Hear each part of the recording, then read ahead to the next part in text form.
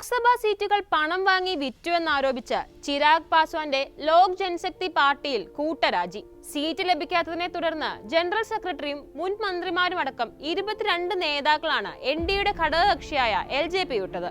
India മുന്നണിയെ പിന്തുണയ്ക്കുമെന്ന് രാജിവെച്ച നേതാക്കൾ പ്രഖ്യാപിച്ചു. ബീഹാറിൽ NDA മുന്നണിക്ക് തലവേദനയാകും കൂട്ടരാജിയെന്നാണ് വിലയിരുത്തൽ.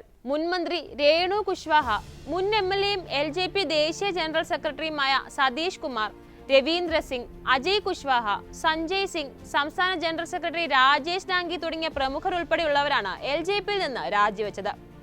ചിരാഗ് പാസ്വാൻ പണം വാങ്ങി സീറ്റ് വിറ്റുവെന്നാരോപിച്ചാണ് നേതാക്കൾ കൂട്ടമായി രാജിവെച്ചത്.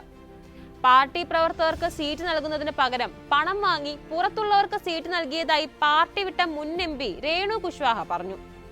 പാർട്ടിക്കുള്ളിൽ സ്ഥാനാർത്ഥിയാകാൻ യോഗ്യതയുള്ളവരില്ലാത്തതുകൊണ്ടാണോ സീറ്റ് പുറത്തുള്ളവർക്ക് നൽകിയതെന്നും MP ചോദിച്ചു. വിമത LJP നേതാക്കൾ ഇന്ത്യ ബ്ലോക്കിനെ പിന്തുണയ്ക്കുമെന്ന് പാർട്ടി വിട്ട ദേശീയ ജനറൽ സെക്രട്ടറി സതീഷ് കുമാർ പറഞ്ഞു. രാജ്യത്തെ രക്ഷിക്കാൻ ഇന്ത്യ സഖ്യത്തെ എല്ലാവരും പിന്തുണയ്ക്കണമെന്നും നേതാക്കൾ കൂട്ടിച്ചേർത്തു.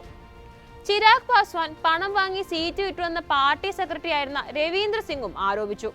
ഞങ്ങളുടെ കഠിനാധ്വാനത്തിലാണ് പാർട്ടിക്ക് 5 സീറ്റ് ലഭിച്ചത്. അതാണ് ചിരാഗ് പാസ്വാൻ വിറ്റത്.